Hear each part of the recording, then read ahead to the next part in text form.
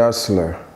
Le premier sujet qu'on voulait aborder, c'était la controversie autour du side hustle. C'est-à-dire, c'est pas bien vu de la société. Tu vois, on dit oui, elle a un petit business sur Facebook. Puis on se dit que ouais, l'employeur même voit ça aussi. Tu utilises son temps, quoi. Ah oui? En tant qu'entrepreneur, vous en pensez? Ah oui? Pour être honnête avec vous, j'ai un problème avec. J'ai pas de problème sur le principe, mais j'ai un problème sur le fait que tu aies déjà un travail où on attend déjà beaucoup de toi, mais beaucoup de toi, et tu prends de ce temps-là pour faire autre chose. Ça, j'ai un problème avec. Parce que si c'est un side business qui marche seul, ce qui en général n'est jamais le cas, tu as besoin d'une intervention. Mais l'intervention, si moi tu vends des habits, que moi je te pose des questions toute la journée, mais tu ne peux jamais être en train de travailler. Tu seras constamment en train de répondre à ces questions-là. Et donc moi j'ai un problème. J'ai un problème.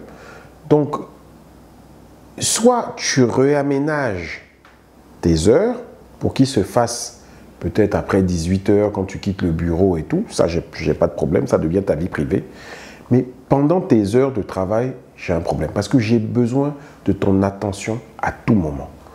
J'ai besoin de ta réflexion à tout moment. J'ai besoin de toi, de ta présence à tout moment. Et le fait, en fait, de savoir que tu es en train de réfléchir à autre chose, ça me pose personnellement un petit problème. Et je comprends le side business. Hein. Ça te rapporte du revenu, ça te permet d'être un entrepreneur dans l'âme, ce qui est super, mais c'est un problème. Sans compter l'aspect légal, l'aspect fiscal. Ça, c'est une partie de ma réponse. Écoute, il y a un point de départ. Chez tout entrepreneur, il y a un point de départ. Et si moi, je pense en fait à nos débuts, ben on allait à l'école, mais on n'était pas complètement concentré sur les études parce qu'on avait déjà une petite idée d'un projet, d'entreprise, de site. Et d'ailleurs, on a utilisé même quelquefois l'espace de travail de la salle informatique pour travailler en fait sur des projets et sur des idées. Et donc, je pense que c'est un cheminement. Ce qui est important, c'est cette culture en fait de l'entrepreneur qu'il faut avoir dans l'entreprise, parce que après c'est à l'entreprise en fait de gérer sa ressource et d'encadrer ses collaborateurs et d'établir en fait des règles. Mais l'entrepreneur ne peut pas empêcher son employé en fait de réfléchir et de penser et de éventuellement trouver en fait des solutions. Mais je te rejoins où le problème peut être que la personne n'est plus à 100% dans son travail et donc se retrouve en fait entre les deux. En général, ça va se remarquer et finalement, en fait, cette personne va soit démissionner, soit n'aura plus son emploi dans l'entreprise. Je pense que le conflit d'intérêts vient lorsque le side hustler crée un business dans l'entreprise contre l'entreprise, ou bien qui n'est pas dans l'intérêt de l'entreprise, ou bien dans le même alignement de l'entreprise.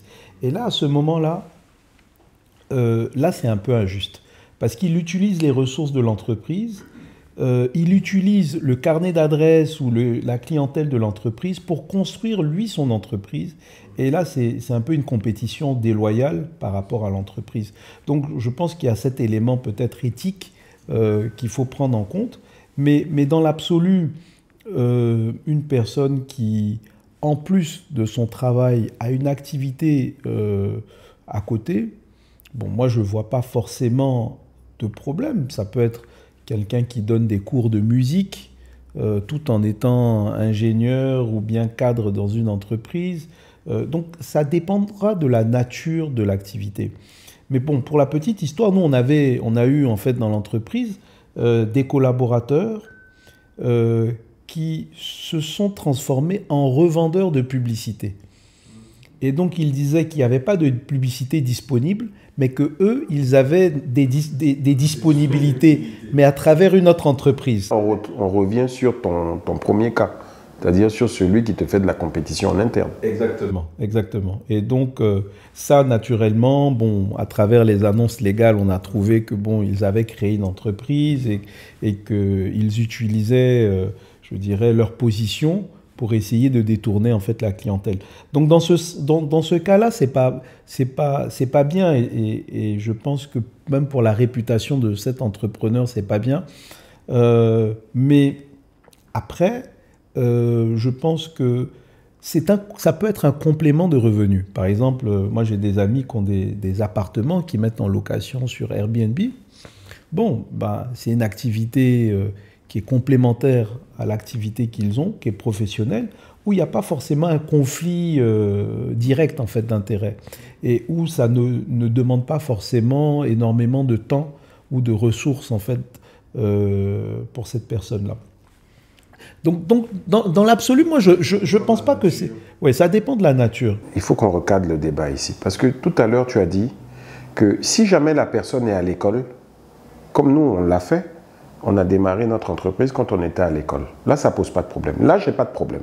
Parce que de toute façon, l'université, c'est une pépinière pour le monde professionnel. Donc, que tu démarres ton entreprise, que tu te prépares pour avoir un boulot, pour moi, ça, c'est légitime. Surtout que c'est toi qui payes l'université. Donc, tu peux faire ce que tu veux. Tu peux même pas travailler si tu veux. C'est toi qui vas subir les coûts. Donc là, je n'ai pas de souci. J'ai pas de souci aussi sur le fait que tu dises que la personne, comme le Airbnb, il est au bureau, il bosse, ses appartements se louent sur le côté. Pas de problème dessus. C'est ce que j'ai essayé de dire tout à l'heure. Tant qu'il n'y a pas d'interférence et tant que ça ne te demande pas du temps et des ressources de ton travail, j'ai pas de souci avec. Mais c'est dès que ça commence à te demander du temps, ressources, là, tu n'as plus l'attention de la personne.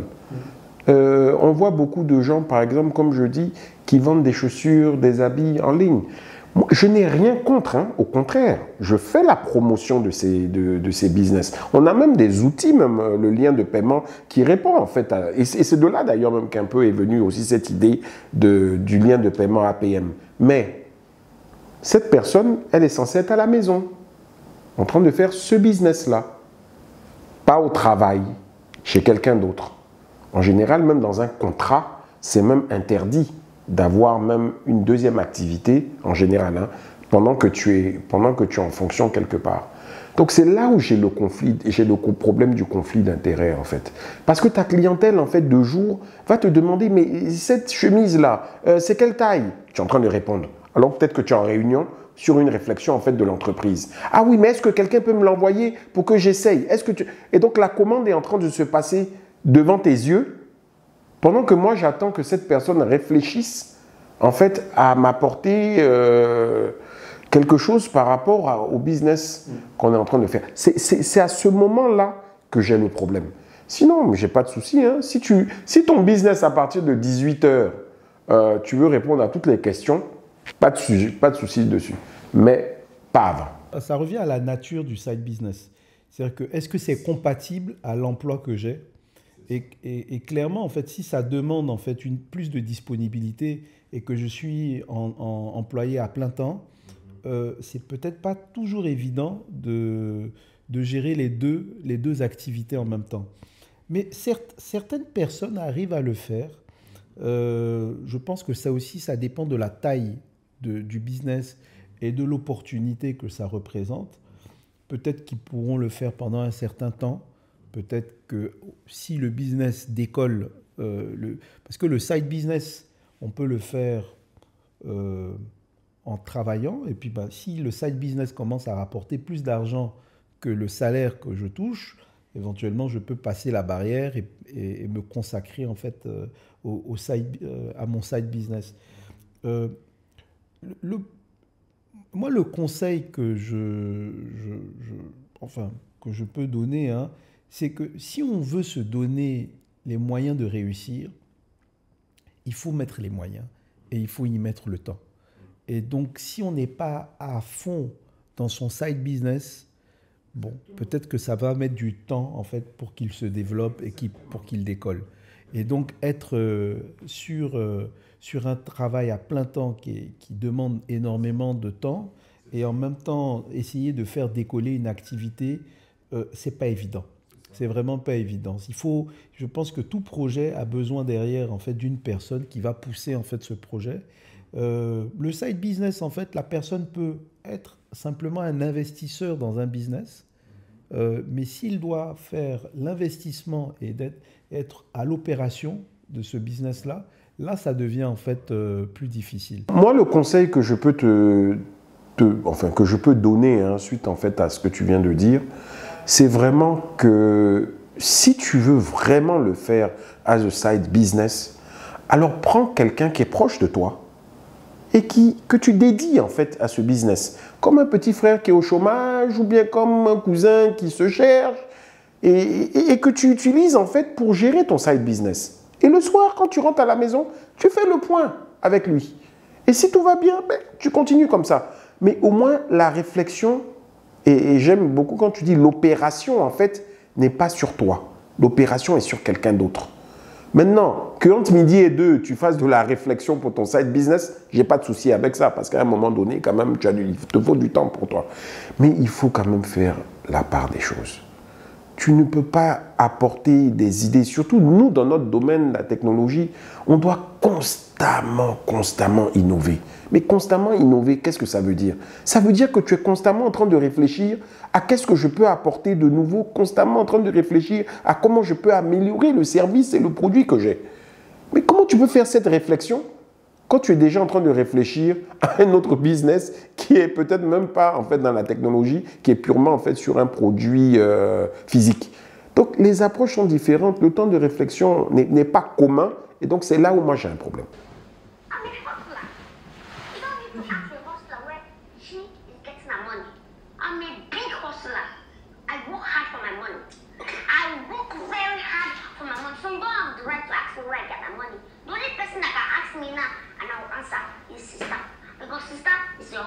She work for her money too. So we need to create ideas together. We need to like exchange mindset, business mindset together. Not you, because if I tell you now, I'm wasting my time. You just want to monitor my money. How my money come and go. So don't stop me again. I'm a hustler. You don't need to ask a hustler where. Donc, je vais utiliser cette vidéo pour seguer sur les compétences requises pour être un hustler. C'est important en fait de démarrer en fait l'entrepreneuriat quelque part. Mais n'oublions pas, l'entrepreneur, c'est quelqu'un qui prend des risques. Des risques. Donc un risque à prendre, c'est aussi de laisser son boulot et de commencer son entreprise. Le risque, il commence là. Parce que celui qui n'a pas de boulot, son risque, c'est quoi? C'est de démarrer l'entreprise. Mais celui qui a déjà un boulot, son risque, c'est pas de rester au boulot et puis de faire son business. En ce moment-là, c'est un risque avec une assurance qu'il a. Tu vois? Donc, moi, je pense que si tu y crois, si tu crois en ton idée, si tu penses que c'est une idée qui va réellement évoluer, techniquement, tu es prêt à tout lâcher pour y aller. Qu'est-ce que tu penses? Je pense que... Pourquoi le side hustle? C'est pour gagner finalement un peu plus d'argent. Oui, bien sûr. Donc, on est dans une réalité où si je suis bien payé, j'ai un bon salaire, bon, je veux en fait avoir peut-être un peu plus. Et si effectivement le business que je développe me permet de gagner plus, bon, je vais facilement en fait le laisser tomber pour démarrer le business. Mais la difficulté, c'est que un business, c'est des charges aussi. Donc, il y a un loyer, il y a une patente, il y a un magasin à avoir. Donc, effectivement, Internet a facilité le développement de différents types de commerce et éventuellement les moyens de paiement ont facilité pour sécuriser en fait la transaction. Même si je pense que pour des transactions en ligne et des opérations en ligne, beaucoup de transactions se font à la livraison. C'est lorsque le bien est livré que la personne a le bien en main, parce qu'il y a aussi le problème de la confiance. Celui qui vend, on ne sait pas s'il est en train de vendre un produit de qualité, si c'est effectivement le produit est neuf. Donc l'acheteur, il veut s'assurer que le produit est de qualité à la livraison avant de pouvoir faire cette transaction. Mais je pense qu'il faut réfléchir au modèle. Qu'est-ce que je vends et qu'est-ce que je fais?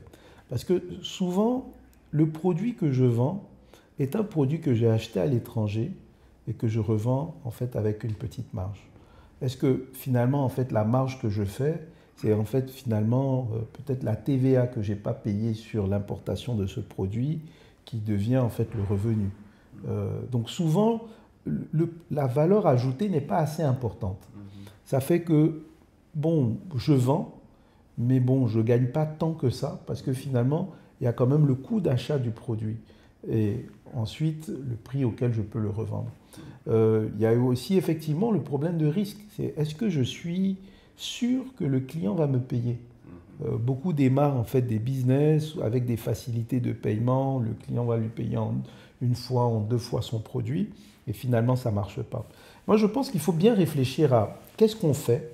Est-ce que le produit en fait, que je vais vendre a vraiment en fait, de la valeur? Est-ce que c'est quelque chose que je produis? Par exemple, j'ai un poulailler, je fais des œufs et je vends ces œufs. Voilà, il y a une valeur ajoutée, c'est un side business. Je peux très bien avoir un poulailler tout en ayant en fait mon travail. J'ai un champ, je fais de la banane, je fais de la tomate, du vivrier. Et c'est un revenu additionnel. Et j'utilise maintenant les canaux d'Internet pour promouvoir mon activité et puis pour trouver en fait cette clientèle qui va m'acheter mon produit. Là, il y a une réelle valeur ajoutée. Mais si je suis uniquement sur un business transactionnel, in fine, je me transforme comme une sorte de plateforme de distribution. Donc je fais du transit en gros. Donc je ramène une marchandise et je la revends. Voilà. Donc c'est pas vraiment un business. Donc je suis transitaire, je suis distributeur. Et justement, on voulait vous poser la question, comment tu gères tes finances quand tu as un side business pour le faire grandir? Entreprendre sur toutes ses formes. C'est une aventure. Il faut aimer cette aventure. Donc, il faut tirer plaisir à toutes ces étapes. Et je pense que l'étape principale, c'est le premier pas. Le hustler, il essaie. Il essaie. Ne vous découragez pas. Ça peut marcher, comme ça peut ne pas marcher. Tirez les leçons des échecs. Relevez-vous de ces échecs et continuez à avancer. Parce que si vous avez fait ce premier pas, ça veut dire que dans votre ADN, vous êtes à la recherche de solutions. Et donc vous regardez le monde et vous regardez quels sont les problèmes que vous arrivez à résoudre autour de vous. Donc vous êtes déjà dans la bonne direction et faites ce premier pas et puis faites un deuxième, un troisième et avec de la détermination, je pense que vous allez réussir. Alors je pense que Daniel a tout dit. Entreprendre, c'est être un hustler. Voilà, c'est comme ça que je conclus. Et être un hustler, il n'y a vraiment pas de honte à l'être. Il faut foncer, il faut y aller. La résistance, l'impatience sont des qualités en fait à avoir. Mais comme je le dis souvent, essayez d'être moins hors la loi quand même, parce que c'est important de le faire dans les règles de l'art à un moment donné. Donc il faut aussi comprendre en fait qu'il y a des règles dans l'entrepreneuriat et on vous aime tous, on voudrait qu'il y ait de plus en plus d'entrepreneurs, qu'on travaille tous main dans la main, qu'on continue à faire la promotion en fait de l'entrepreneuriat et pour ça je suis impatient de voir les commentaires des hustlers. Dites-nous ce que vous faites, dites-nous comment vous le faites, comment même on peut vous aider. et souscrivez à la chaîne, hein. Elle est là pour vous. Merci.